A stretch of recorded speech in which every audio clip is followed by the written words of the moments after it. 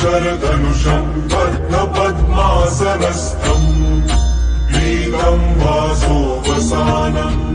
नवकमलदलस्पर्धिनेत्रं प्रसन्नम् वामाङ्कारूढसीता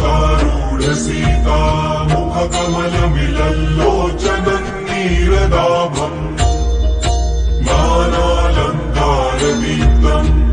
दधतमुरुजटामण्डलं रामचन्द्रम् इति ध्यानम् चरितं रघुनाथस्य